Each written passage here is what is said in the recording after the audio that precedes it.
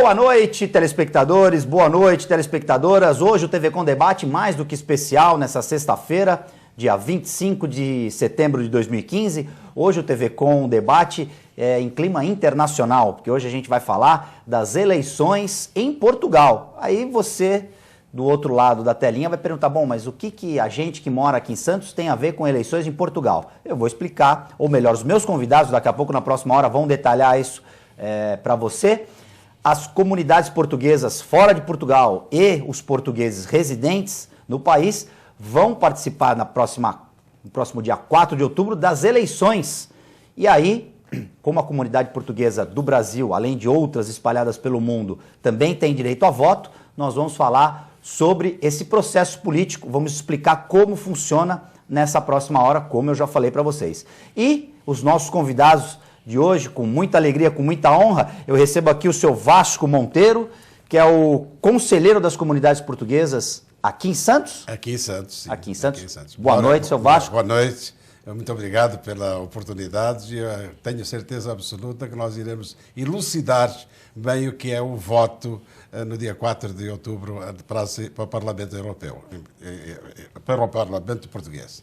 Perfeitamente. Assembleia da República. E eu recebo também aqui um candidato a deputado à reeleição, que é o deputado Carlos Páscoa, do PSD. Correto, partido? Correto, correto. Bem-vindo, deputado. Boa noite.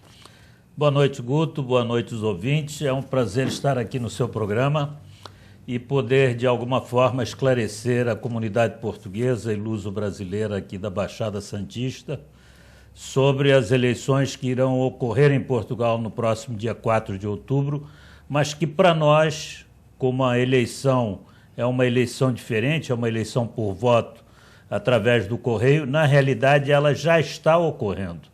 Então a eleição, apesar da data ser no dia 4, o processo já teve início. Exatamente, porque como o voto vem pelo correio e tem que ser mandado pelo correio também, na realidade, os votos já começaram a chegar, ainda temos alguns problemas, porque há uma greve do Correio interferindo um pouco na chegada dos votos, mas esses votos, os que já chegaram, as pessoas estão votando, estão colocando no Correio, e podem e devem colocar até o dia 3 de outubro, porque apesar da eleição ser no dia 4, o dia 4 é um domingo, no domingo os Correios não funcionam, e só serão válidos os votos que chegarem em Portugal, cuja estampa do Correio seja anterior ao dia 4.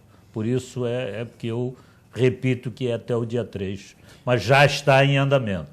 E aí, senhor deputado, o senhor está em campanha no Brasil ou está em campanha só aqui na Baixada?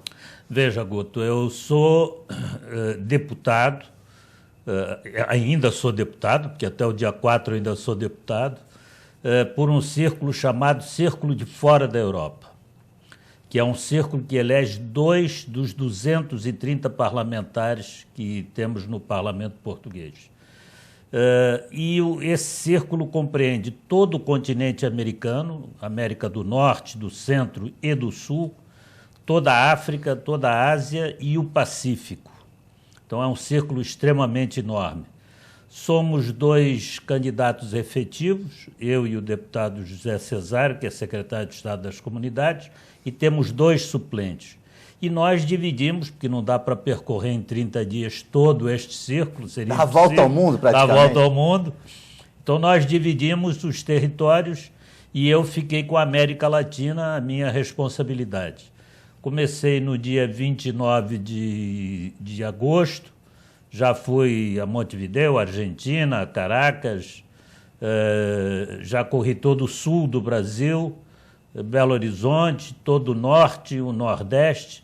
Eu venho dormindo uma noite em cada cidade e conversando com as pessoas, divulgando o nosso programa, mas infelizmente tem que ser assim mesmo. A dinâmica é muito grande, né? Dinâmica é enorme. Mas aqui eu não podia deixar de estar presente porque, como eu já citei, quero reforçar, a comunidade portuguesa e luso-brasileira da Baixada Santista é uma das mais importantes, das mais participativas, e temos que estar junto para discutir os problemas, para ver quais são as soluções para o problema que esta comunidade tem enfim, e encaminhar as propostas para a próxima legislatura.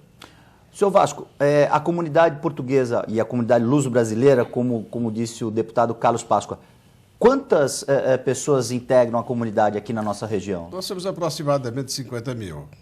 Entre portugueses e descendentes? Sim, e temos a descendência na Baixada, eu acho que vai até mais, talvez na descendência vai até perto de 100 mil, na Baixada Santista, do modo geral. Agora, com direito a voto, temos 8 mil, mais ou menos, 8 mil eleitores em condições de votarem.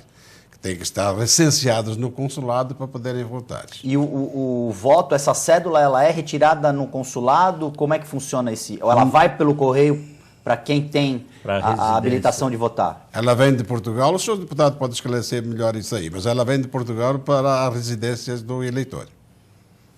O correio, a Comissão Nacional de Eleições, o Ministério da Administração Interna, enviam de Portugal um envelope com o boletim de voto diretamente para a residência de quem está recenseado, ou seja, de quem tem capacidade eleitoral. E é este voto que as pessoas recebem, têm que preencher. Temos aproximadamente 15 forças políticas disputando. Nós somos a terceira no boletim de voto, de cima para baixo. Somos chamados uma coligação Portugal à frente.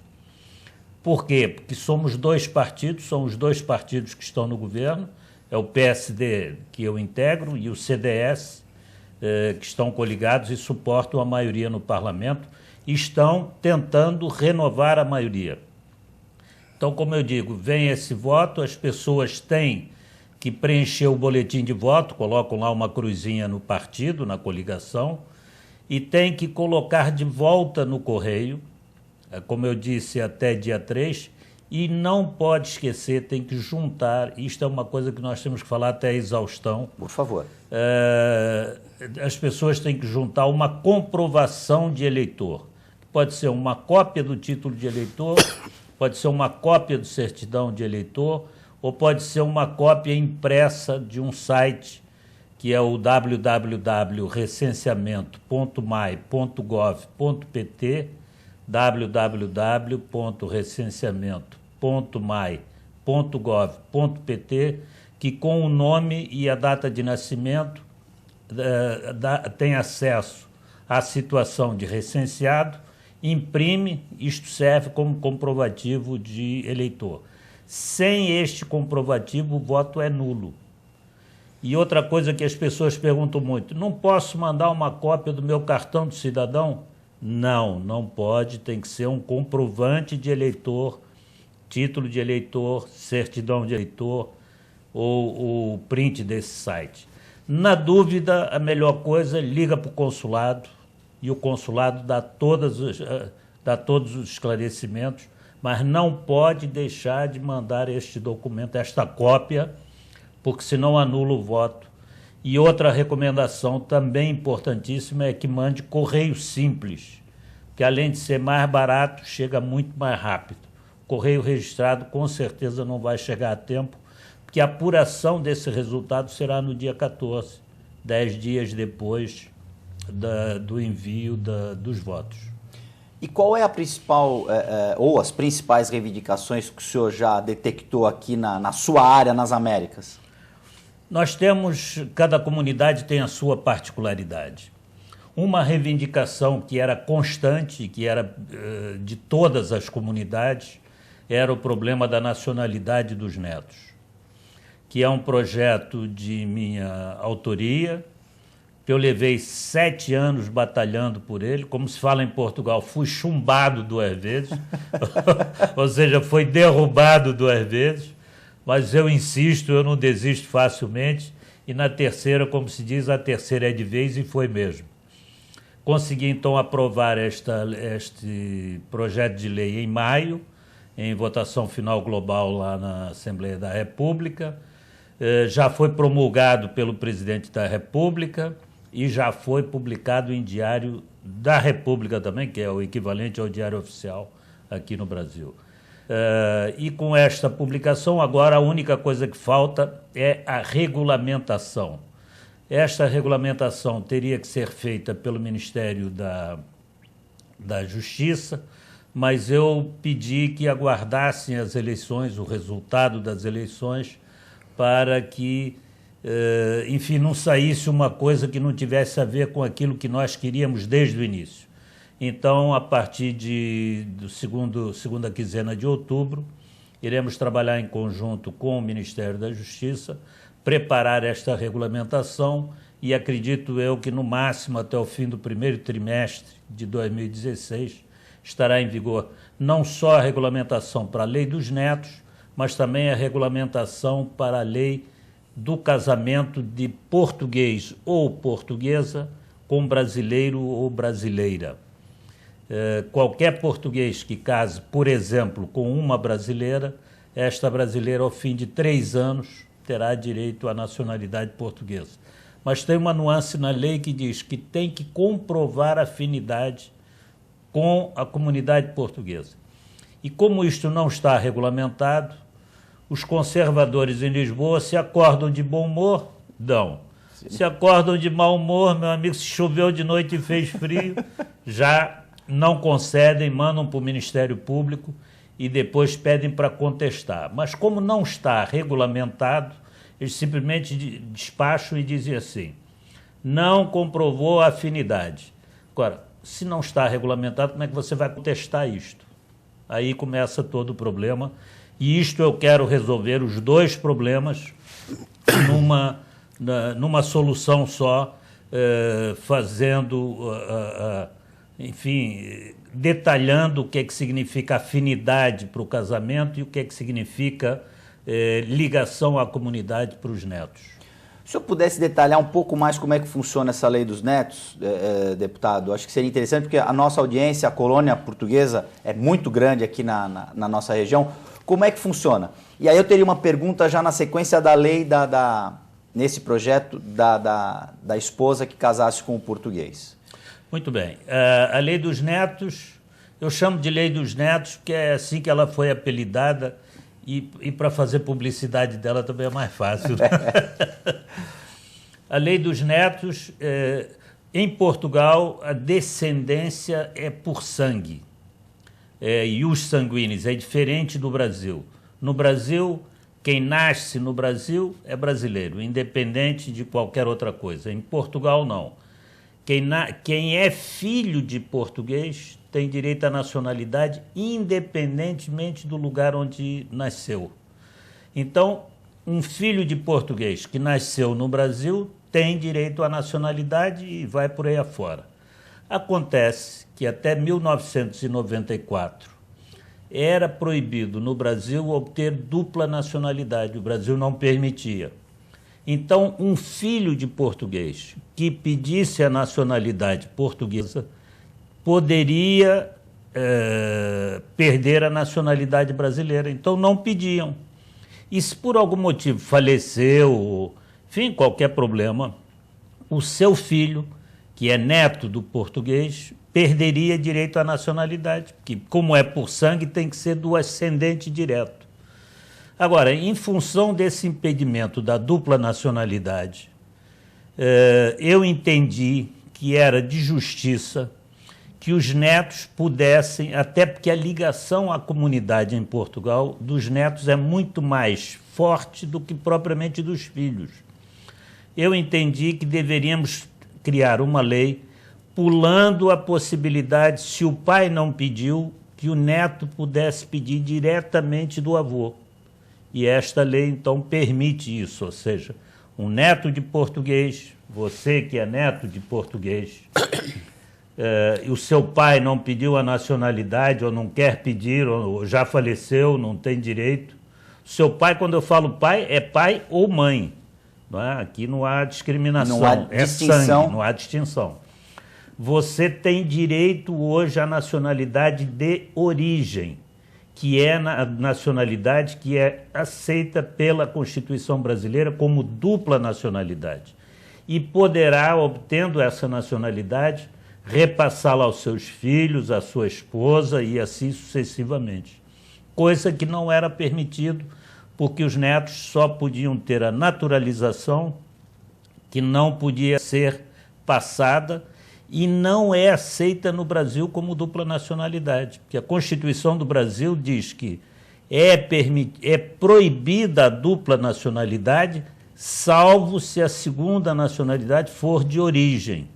E este meu projeto atribui nacionalidade de origem aos netos e não naturalização. Por isso, ele tem permissão de obtê-la e pode repassá-la para os netos e para a esposa. Então, você que é um luso-descendente, que é neto de português, terá aí a sua oportunidade de obter aquele passaportezinho cor de vinho eletrônico. Tão desejado tão por desejado. Muitos. E agora, deputado, os documentos necessários para esse neto de português regulamentar a situação? Bom, eu ainda não posso entrar em detalhes porque a regulamentação não aconteceu. Não aconteceu. Então, a regulamentação irá tratar de detalhes. Mas os itens principais, a principal é ter a certidão de nascimento do avô. Então, você que está nessa situação e que já se quiser adiantar ao processo, procure saber onde nasceu o seu avô, a data de nascimento, a freguesia e tente pela internet obter a certidão de nascimento, que este será o seu principal documento e a sua principal preocupação. E esse site da internet que a pessoa pode fazer a pesquisa, qual é, deputado? Você tem... De memória eu não tenho, mas é só entrar no site do consulado, entra no site do consulado e lá diz como tirar a certidão sem nenhum problema. Pede pela internet, paga com cartão de crédito e recebe pelo correio aqui uma semana depois. Se não tiver em greve. E a partir daí aguardar as informações de Portugal para ver o trâmite da regulamentação para ver o que é que precisa mais. Mas eu já sugeriria, porque isto eu vou tentar colocar na regulamentação, eu já poderia adiantar que uma das coisas importantes será ser sócio de uma associação portuguesa reconhecida pelo consulado. Eu vou colocar isto como exigência, ou pelo menos como recomendação, porque também é uma maneira de haver uma retribuição de alguma forma. Justamente. Se vai receber um passaporte, também tem que dar alguma coisa em troca, participar das coisas portuguesas, enfim, ajudar as associações. Eu acho que é uma troca justa das comunidades. Eu acho que é uma troca justa. Até porque... Por favor, senhor Vasco. Eu posso dizer o seguinte, que hoje o nosso consulado de Portugal em Santos está funcionando maravilhosamente bem. Quer dizer, ele será muito bem recebido, pode telefonar para lá, porque ele vai ser muito bem atendido. E, sem dúvida nenhuma, temos lá o gestor, que é o José do Rosário, que é uma pessoa realmente incrível, prestativa, e eles vão ter todas as informações possíveis no nosso consulado. Consulado português, só reforçando, senhor Vasco, fica onde, por favor? Na Avenida da Quarta, número 25. Perfeito. O funcionamento é horário comercial? Não, o funcionamento funciona das 9 a 1 hora da tarde. Das 9 a 1 direto, e aí à tarde não funciona? Não funciona. Então, das 9 a 1, você, telespectador, que se interessou, que tem essa ascendência portuguesa e ouviu a explicação do deputado Carlos Páscoa, assim como eu, vou tratar de cumprir todas as tarefas para pegar o meu passaporte português, da minha esposa e da minha filhinha que já nasceu, porque a gente tem que manter as origens, que são muito importantes, porque a gente só sabe andar para frente e o futuro se a gente conhece o nosso passado. Ô, Guto, você fica desde já convidado para celebrar junto comigo na primeira visita que fizer a Portugal com seu passaporte português, obtido graças a essa lei da minha iniciativa, ficar desde já a almoçar lá na Assembleia da República e celebrar com um brinde essa nova nacionalidade. Vamos, já está aceito em meu nome, em nome da minha esposa, da minha filha, minha mãe também, que também faz parte da família. E aqui ele é de uma terra, de uma região muito bonita. A descendência dele é de Espinho, quer dizer, então fica ali bem pertinho do Porto, umas praias maravilhosas, tem bom peixe, né? Bom marisco. O meu avô, quando veio, como muitos portugueses, veio para fazer a vida aqui no Brasil, teve muitos bares, teve muitos imóveis, então aprendemos muito com isso, essa questão de planejar e ver o futuro. E a gente nunca deixou as raízes, justamente por conta dessa admiração até pelo povo português, que nos ensinou muito, principalmente o valor do trabalho, que eu acho que é uma marca registrada do povo português. Aonde o povo português foi, trabalhou sério e construiu verdadeiras nações. O Brasil é um exemplo, temos outros exemplos, mas eu acho que o Brasil, depois de Portugal, acho que essa nação nós devemos muito a Portugal, com certeza. Ô Guto, uma das coisas que mais me orgulha é sempre que visito uma comunidade, seja na Ásia, seja na África, seja na América, seja na Austrália, sempre que chego e digo, não, eu sou deputado de Portugal, represento as comunidades, normalmente sou sempre recebido com um grande sorriso, com grande amabilidade. As comunidades são sempre elogiadas como gente que trabalha, que empreende, gente séria, gente honesta, gente que contribui. E isto é realmente um motivo de orgulho, porque eu me sinto um pouco responsável por aquelas pessoas, apesar de não ter grande responsabilidade sobre o dia a dia delas, mas me sinto um pouco parte daquelas famílias, daquele esforço. Eu que também fui imigrante aqui no Rio de Janeiro por muitos anos. Estou vendo seu sotaque aí, praticamente está mais para o carioca do que para o português. Mas eu também já estou aqui há 30 dias, então já volta um pouco, né? Já voltou, já está voltando. Mas eu que passei por tudo isso e que decidi abandonar a minha vida profissional para me dedicar em 2005 a um desafio de poder fazer alguma coisa pela comunidade. Eu senti na pele o que era ir ficar numa fila de madrugada no consulado, o que era receber as autoridades portuguesas aqui e sequer ser informado. Então eu prometi a mim mesmo que eu tinha que fazer alguma coisa no sentido de aproximar as comunidades das autoridades portuguesas, não permitir que aquele fosso enorme entre comunidade e autoridades portuguesas existisse. Eu me comprometi a fazer essa ponte e é isto que eu tenho feito, tenho visitado com sacrifício da minha família, com sacrifício pessoal, mas tenho feito isso e dou graças a Deus por me permitir fazer isto, que eu considero como uma missão e que desempenho com maior orgulho e quero continuar desempenhando para terminar, apesar de que isto nunca termina, mas pelo menos para terminar aqueles projetos que eu ainda tenho dentro de mim como muito importantes e que irão melhorar, como os que já fizemos, que irão melhorar muito a vida dos portugueses. Um outro ponto que eu gostaria de destacar, que nós implantamos este ano, são as permanências consulares. Isto é algo que não diz muito aqui à Baixada Santista, mas diz muito às comunidades mais distantes. Eu sempre fui um defensor de que as pessoas deveriam viajar o mínimo possível para resolver os seus problemas de documentos, as suas necessidades do dia a dia. E como resolver isto, por exemplo, imagine uma comunidade de Campo Grande, Mato Grosso do Sul, cujo consulado a que pertence é o de São Paulo. Meu Deus. Então, para reconhecer uma assinatura, tinham que vir a São Paulo, pegar um avião. Imagine o problema dessa gente. E eu estou dando o exemplo de Campo Grande e tantas outras na mesma ou em situações até piores.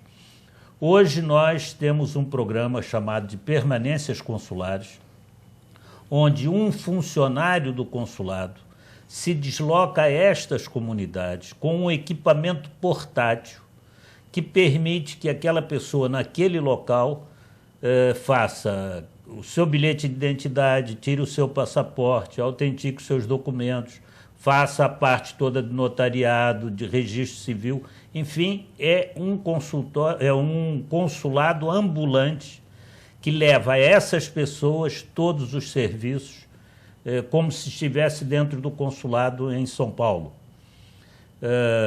Foi uma experiência extremamente bem sucedida, milhares e milhares de pessoas já foram atendidas e, se Deus quiser, agora que a crise em Portugal está desanuviando, vamos dizer assim, que estamos tendo um outro horizonte, acredito que no próximo mandato poderemos comprar uma quantidade maior de equipamentos, colocar mais funcionários à disposição para atender cada vez mais pessoas no seu local de origem, não tendo necessidade de se deslocar, às vezes, centenas ou milhares de quilômetros para tratar de um assunto simples, mas que para eles vira uma verdadeira tortura.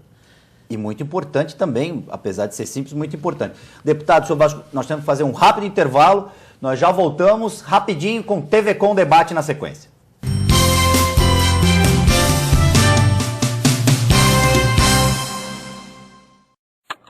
A TV Com traz qualidade e interatividade para a Baixada Santista. Nos preocupamos constantemente com a qualidade de nossas produções. Por isso, investimos em equipamentos e profissionais qualificados. Nosso estúdio é, sem dúvida, um dos mais bem equipados da região. São mais de 40 metros quadrados de tecnologia. TV Com, sempre com você. Corta.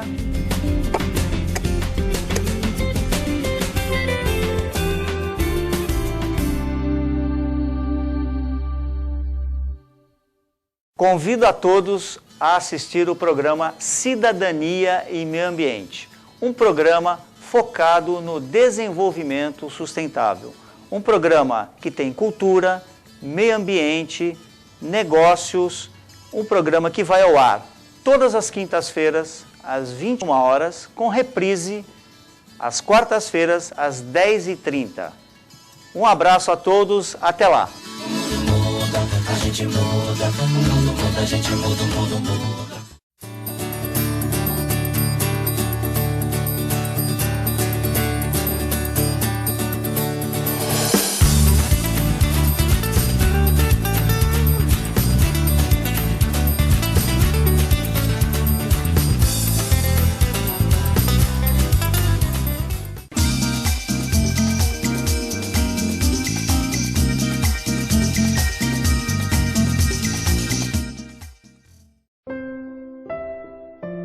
O sonho do João é se tornar um grande astronauta. Poder estudar o espaço, pesquisar os planetas, observar tudo o que existe no universo. E um dia, quem sabe, chegar à Lua. Mas para conquistar tudo isso, ele precisa passar por um grande desafio na Terra. O preconceito. Sem preconceito, tudo é possível. Respeite as diferenças.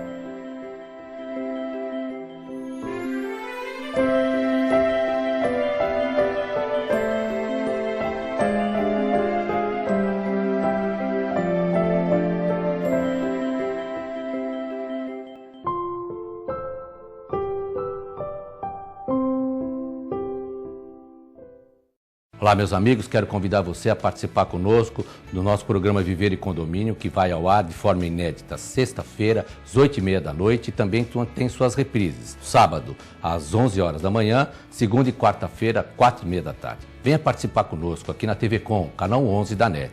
Viver em Condomínio. Apoio Sicom e Extintec. Buffet Maison Vanut, um novo conceito em festa. Requinte e sofisticação no mesmo espaço. Atendemos todos os tipos de eventos, aniversários, casamentos, festas infantis e confraternizações. Venha conhecer nossos ambientes e faça o seu orçamento. Buffet Maison Vanut, Avenida dos Bancários, 42.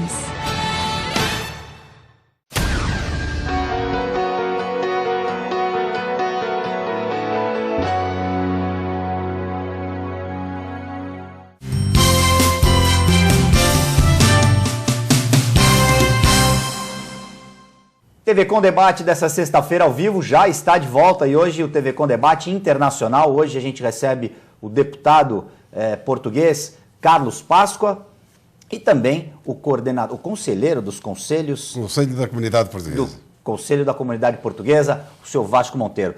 Senhor Vasco, eu queria que o senhor falasse para o nosso telespectador agora.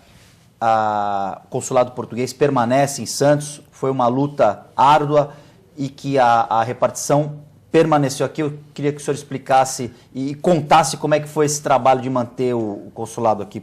Sem dúvida nenhuma, o consulado hoje permanece e vai permanecer, porque nós hoje temos um consulado realmente que funciona. Eu acredito que seja um dos melhores consulados do mundo em termos de funcionamento. Tanto na gestão do nosso gestor, que é o José do Rosário, como também do nosso cônsul honorário, que é o comendador Arménio Mendes. Sem dúvida nenhuma, uma pessoa da maior expressão da comunidade portuguesa, não só como um grande empresário, mas também como grande homem, sem dúvida nenhuma. Mas isto foi realmente uma luta. Foi uma luta muito brava, muito difícil. Quer dizer, os conselheiros das comunidades portuguesas, tanto eu quanto o José Duarte Almeida Alves, o comendador José Duarte Almeida Alves, a Juliana também, naquela altura, e a comunidade portuguesa, de um modo geral. Nós chegamos a reunir aqui no Centro Cultural Português 20 e poucos prefeitos de diversas cidades aqui da nossa região para estarem com a gente. Eles realmente estavam com a comunidade portuguesa. Chegamos a dar um abraço no consulado lá na cidade, quando era na cidade, protestando, colocando bandeiras nas entidades, bandeiras de preto, de luto, não é? Quer dizer, então foi realmente muito difícil. E graças, sem dúvida nenhuma, também ao esforço desses dois deputados pelo Círculo Fora da Europa. Tanto o Dr. José Cesário como o deputado Carlos Páscoa foram realmente também uns grandes timoneiros nesse sentido de se empenharem na permanência do Consulado de Portugal em Santos. E hoje é um exemplo. Eu posso dizer com toda a franqueza e com toda a lealdade que é um exemplo do mundo. Em termos de cônsul honorário, acredito que seja o primeiro do mundo nesse sentido, tanto no faturamento quanto no atendimento, que realmente nós devemos muito a esses dois deputados da Assembleia da República. Mais uma boa notícia. Agora, voltando com o deputado Carlos Páscoa, os aposentados de Portugal, os aposentados que também, eventualmente, possam estar aqui do outro lado do Atlântico, o senhor tem informações a respeito desse quinhão da população luso-brasileira? Guto, esse assunto dos aposentados é um tema realmente muito interessante para discutirmos. Mas eu, só em relação ao consulado, gostaria de dar um pequeno detalhe. Por favor. Porque eu discuti tanto o assunto na Assembleia da República, em todos os momentos que encontrava o secretário de Estado da altura, eu tocava no assunto, cobrava o assunto, solução para Santos, até que um dia ele chegou, ele perdeu um pouco o controle, chegou e disse: mas afinal, o senhor é deputado das comunidades ou é deputado de Santos? Só me fala em Santos, só me fala em Santos, não larga Santos? Eu falei: não, o dia que o senhor resolveu o problema de Santos, eu não falo mais no assunto. E foi quando tivemos, felizmente, um belíssimo trabalho em conjunto da comunidade. É esse tipo de coisa, esse tipo de exemplo que me faz voltar aqui e gostar de estar com esta comunidade, porque enfim, é uma comunidade extremamente participativa e quando abraça uma causa, ela é para valer. Em relação aos aposentados, o que temos? Em relação aos aposentados é o seguinte: hoje temos uma quantidade enorme de pessoas que se aposentam aqui no Brasil, sejam portugueses, brasileiros, luso-descendentes, mas que querem ir passar o resto dos seus dias em Portugal. Porque a vida é mais tranquila, porque o custo de vida é mais baixo, porque a qualidade da saúde é melhor. Enfim, tem uma série de vantagens. E o governo português tem uma situação de visto especial para aquele reformado que queira ir residir em Portugal e desde que receba lá a sua aposentadoria. Acontece que existe um acordo entre Portugal e Brasil para haver uma igualdade de tratamento tributário. Mas o que acontece é que, por exemplo, no Brasil, um aposentado que ganha até 28, 29 mil reais e tenha mais de 65 anos, ele é isento de imposto de renda. Se ganhar mais, paga a diferença, mas até aquele valor é isento. Mas se ele for receber em Portugal esta mesma aposentadoria, é taxado à cabeça em 25%, pelo fato de ser transferência internacional. Mas, na realidade, aqui não estamos falando de transferência internacional, estamos falando de aposentadoria, onde existe um acordo que você pode receber lá ou aqui com igualdade de tratamento tributário. Então, por termos essa discrepância, eu já comecei um trabalho junto com os deputados brasileiros. Eu sou também, no Parlamento Português, presidente do Grupo Parlamentar de Amizade Portugal-Brasil, que é um grupo de 12 deputados que eu presido, que são os deputados amigos do Brasil e que temos um relacionamento privilegiado com um grupo homólogo que existe dentro do Parlamento brasileiro. Já começamos a tratar desse assunto e espero já no início do próximo ano, a nosso pedido, que os deputados aqui do Brasil entrem com um projeto para regularizar essa situação, para que as pessoas possam, então, ter um tratamento igual, residindo em Portugal, residindo aqui no Brasil, desde que sejam aposentados. Eu acho que é uma coisa de justiça, porque se há este acordo, não tem por que haver discriminação. E esse, como lhe disse, é o trabalho que fazemos, é por isso que visitamos, que viajamos, para identificar quais são os problemas, para tentar ver qual é a melhor solução para eles. E é uma queixa recorrente dos aposentados que têm essa intenção de ir a Portugal e de passar o final dos dias lá? É uma queixa recorrente e cada dia temos mais gente nessa situação. E se há um acordo, o acordo tem que ser cumprido. Porque se não houvesse, aí sim, sim, aí tudo bem. discutiria-se. Claro, poderíamos ir atrás de fazer um novo acordo, coisa desse tipo. Mas se há um acordo, acordo é para cumprir. Agora, deputado Carlos Páscoa, eu queria que o senhor, por favor, desse um conselho aqui. Eu vou fazer a pergunta, o senhor vai entender o porquê a palavra conselho.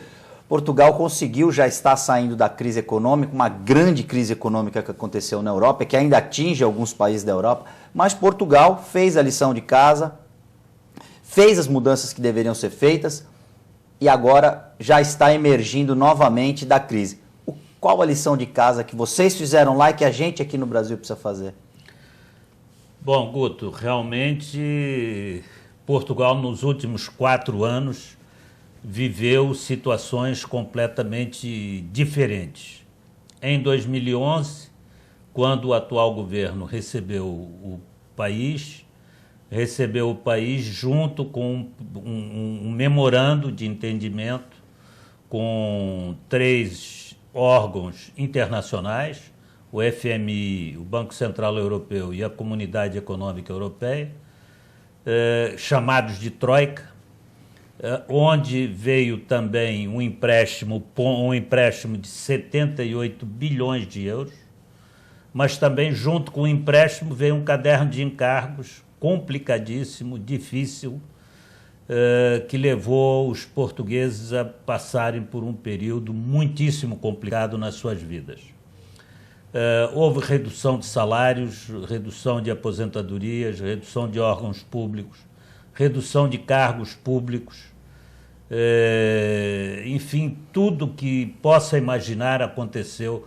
Você imagine aqui no Brasil, por exemplo, reduzir o salário dos políticos em 20%. Aconteceu isso em Portugal? Aconteceu isso em Portugal. Eu até hoje eu ganho menos do que eu ganhava em 2011. Atenção, políticos brasileiros, vamos aprender aqui com os colegas portugueses que reduziram em 20% os salários. O salário. Parabéns. Aposentadorias, por exemplo, mais elevadas tiveram redução também.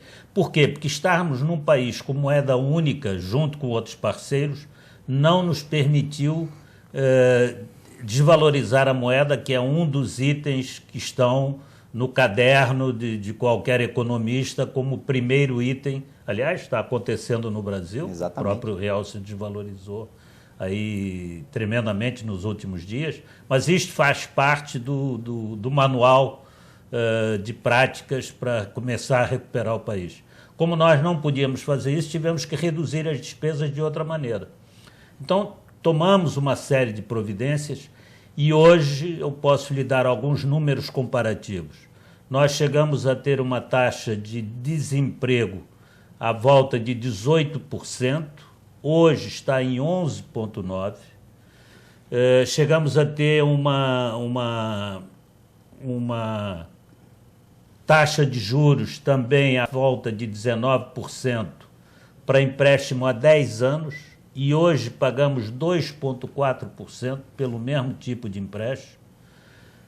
As exportações portuguesas nos últimos 2 anos, pela primeira vez na história de Portugal, não é pela primeira vez na República ou na monarquia, na história de Portugal, e Portugal tem mais de 850 anos de história, as exportações foram superiores às importações, acabando com o déficit internacional. Fizemos uma série de investimentos em infraestruturas que nos permitiu um crescimento do turismo, onde um país com 10 milhões de habitantes, este ano fechará o ano, certamente, segundo as projeções, recebendo 17 milhões de turistas, ou seja, 1,7 vezes a população. Então, uma série de números super interessantes, apesar de termos recessão que chegou a 4% no início da crise, este ano já vamos crescer próximo de 2%. Enfim, quer dizer, temos uma série de notícias bastante positivas. Agora, eu não posso dar conselho ao Brasil. Como político, eu não posso. Como economista, eu posso falar alguma coisa. Por favor. E como economista, a única coisa que eu recomendo é assim: controlem o orçamento, gastem menos do que ganham, porque se não fizerem isso, o país não vai voltar a crescer. Não há milagre. Não tem mágica. Não tem mágica. Não existe almoço grátis, como se fala aqui na gíria, não é? Se alguém está recebendo alguma coisa, alguém tem que pagar. O Estado não gera absolutamente nada, não gera 1 centavo. Se ele tem dinheiro para dar para A, B tem que pagar. Então tem que controlar gastos. Nós estamos numa economia globalizada, nós estamos fazendo parte de concorrência com uma série de países que estão com a economia muito mais ágil do que a brasileira. Isto tem que ser corrigido. O ministro das Finanças do Brasil é uma pessoa extremamente competente. Está havendo uma pequena turbulência política, mas o Brasil é muito maior do que tudo isso. Eu que vivi esses anos todos no Brasil, me acostumei a esses altos e baixos, e não vai ser uma pequena turbulência que vai derrubar o avião. As pessoas podem ficar tranquilas, mas tenham consciência de que alguns sacrifícios são necessários, como foram necessários em Portugal, aqui não há mágica, também serão necessários aqui. O senhor falou das exportações. Quais os principais produtos que Portugal exporta? Portugal exporta automóveis, máquinas, serviços, é um dos principais itens na pauta. Hoje em dia, o Brasil tem uma série enorme de empresas de alta tecnologia na área de software, na área de desenvolvimento de sistemas. Temos uma indústria muito desenvolvida de calçados, de móveis, de moldes, e a agricultura portuguesa volta agora através dos jovens, numa agricultura moderna, de altíssimo nível, com muita tecnologia, ou seja, Portugal está saindo daquele nível de produtos de concorrência de preço para ir na concorrência de qualidade. E isto pode ser visto nos vinhos, pode ser visto nos azeites, pode ser visto no calçado, pode ser visto nos sistemas, pode ser visto, por exemplo, Portugal está desenvolvendo junto com o Brasil o novo avião da Embraer, o cargueiro da Embraer. Nas energias renováveis, hoje Portugal já produz mais de 60% da sua energia em energias renováveis. E agora estamos voltando a nos virar para algo que é a nossa tradição, que nunca devíamos ter abandonado, que é o mar. A economia do mar, a economia azul, como se chama.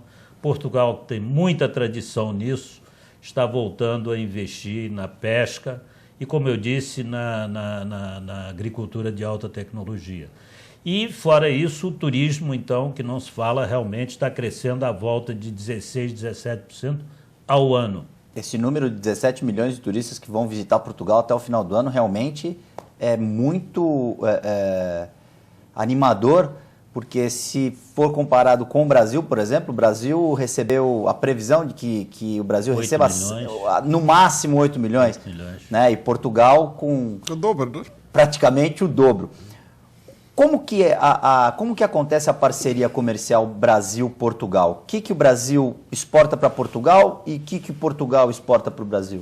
O Brasil exporta para Portugal muito produtos primários, minérios, combustíveis, produtos agroalimentares. Muitas commodities. Basicamente mercado de commodities. Essa é a grande força do Brasil. O Brasil é muito bom nisso, tem bons preços, tem boa qualidade. E acho que o Brasil precisa utilizar mais Portugal como plataforma para a Europa. Ou seja, Portugal tem que obrigatoriamente ser o canal de entrada do Brasil na Europa. Isto tem momentos que avança, tem momentos que recua, no atual momento está um pouco parado, mas os dois países estão destinados a isso.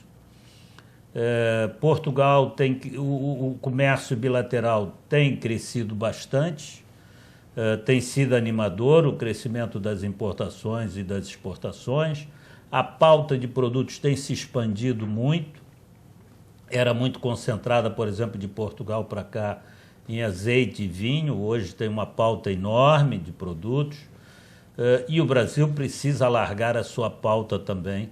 Agora, com a moeda desvalorizada, passa a ser competitivo novamente numa série de produtos em que não era competitivo, e eu acho que temos aí uma grande oportunidade. Temos que também lembrar que temos, neste momento, 2 grandes embaixadores, tanto Mário Vilalva, que é o embaixador do Brasil em Portugal, extremamente ativo, competente, empenhado em aumentar esse intercâmbio comercial, como o embaixador Ribeiro Teles, que é o embaixador de Portugal no Brasil, também empenhadíssimo e extremamente competente na mesma área. É um bom momento para a diplomacia econômica entre os dois países. E isso ajudar a desenvolver tanto lá quanto cá, fazendo uma analogia ao português da língua mãe, da terra mãe. Em relação ao futebol, o futebol português vem evoluindo a olhos vistos. Como é que o senhor analisa o atual momento? Cristiano Ronaldo, um grande jogador, como é que o senhor... Olha, Portugal está num bom momento, está em grande forma, apesar de, lamentavelmente, os principais clubes portugueses ainda concentrarem os seus investimentos em jogadores estrangeiros. Você vai no Benfica, no Porto, no Sporting, de 11, 8 são estrangeiros ou 9 são estrangeiros, às vezes os 11 são estrangeiros. Mas eu, Guto, não sou um grande exemplo para efeito de futebol, porque eu torço em Portugal pela Académica de Coimbra e aqui no Brasil pelo Vasco da Gama. E os dois estão em último lugar. Então eu sou um péssimo exemplo para efeito de escolha desportiva. Eu quebrei o gelo um pouco com o futebol. O senhor é economista e o Brasil, ultimamente... está se vendo a volta aí com a proposta de se implementar de novo a CPMF. O senhor, como economista, o senhor acha que é uma boa iniciativa de um governo que está passando por essa crise toda criar mais um imposto? Eu sou completamente contra se criar mais imposto no Brasil. Acho que a taxa, o volume de impostos que se paga no Brasil é absurdo. A quantidade de impostos que se paga é absurda e será um tiro no pé criar mais um imposto. O Brasil tem que fazer é reduzir despesa, que é o que qualquer pessoa ou empresa ou família de juízo tem que fazer. Não adianta inventar histórias. O Brasil tem impostos que só o Brasil tem, que mais nenhum outro país tem, e as empresas têm que competir no mercado onde a empresa do outro país, do Chile, por exemplo, não tem. Então, como é que nós vamos conseguir aqui vender o produto brasileiro se ele tem uma carga tributária infinitamente maior e mais complicada do que a do outro concorrente? Não vamos conseguir. Então, isto que pode parecer um milagre para resolver o problema orçamental é, na realidade, um grande tiro no pé. O que tem que se fazer é olhar os itens da despesa, cortar, apertar. E, como eu disse, eu acho que o Brasil tem uma quantidade enorme de funcionários públicos. Muitos ministérios. Muitos, enfim, tem uma série de... Isso tudo eu quero frisar que eu estou falando como economista. Tá? Sem dúvida. Tem que baixar o seu custo fixo, porque senão não vai conseguir competir nos mercados internacionais. E o Brasil precisa voltar a ter uma indústria competitiva, alargar o seu parque industrial, que é por aí que ela vai dar que o Brasil vai dar emprego a esses milhões e milhões de pessoas que precisam voltar ou entrar no mercado de trabalho. Senhores, infelizmente nós estamos chegando ao final do programa. Eu queria agradecer demais, queria deixar aqui, por favor, a palavra com o seu Vasco Monteiro, depois o deputado Carlos Páscoa se despede. Eu quero agradecer muito esta entrevista, esta oportunidade que nos dá para nós divulgarmos as eleições de Portugal no dia 4 de outubro. Eu, Guto, queria te agradecer mesmo e ao Augusto também, deixar aqui o nosso abraço e pedir à comunidade luso-brasileira e luso-descendentes que votem.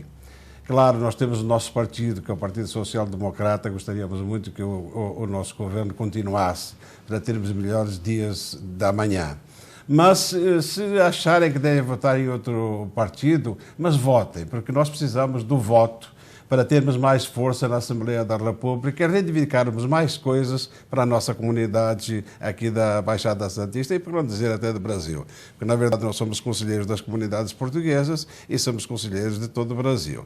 Então, eu pediria e conclamaria mais uma vez à comunidade luso-brasileira que votassem, vão votar. Vão receber o seu voto em casa, mandem pelo correio até dia 2, no máximo dia 3, porque aí vamos ter condições depois de cobrarmos das nossas autoridades portuguesas. Votem, principalmente no Partido Social Democrata, PSD. Deputado Carlos Páscoa. Guto, muito obrigado, obrigado aos ouvintes. Foi um prazer enorme estar aqui.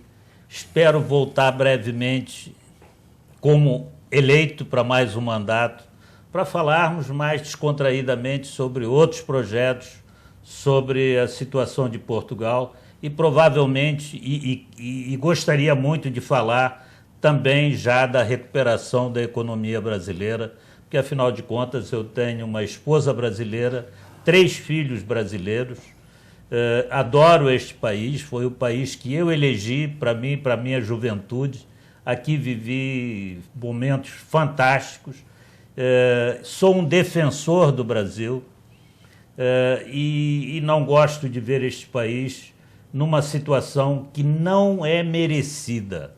Este país tem um potencial enorme, tem que desenvolvê-lo e vamos para frente. Comunidade portuguesa, vote, como disse muito bem aqui o seu Vasco Monteiro. Deputado Carlos Páscoa, Vasco Monteiro, muito obrigado pela presença, pelas informações. Já estão convidados para retornar no programa, independentemente de eleição. A porta aqui está aberta, já estão. Muito obrigado. Já fazem parte do nosso TV Com Debate. Muito obrigado pelas informações à comunidade luso-brasileira. Obrigado. Telespectador, amigo, muito obrigado pela audiência. TV Com Debate fica por aqui. Na segunda-feira nós estaremos de volta. Bom final de semana, juízo e até segunda.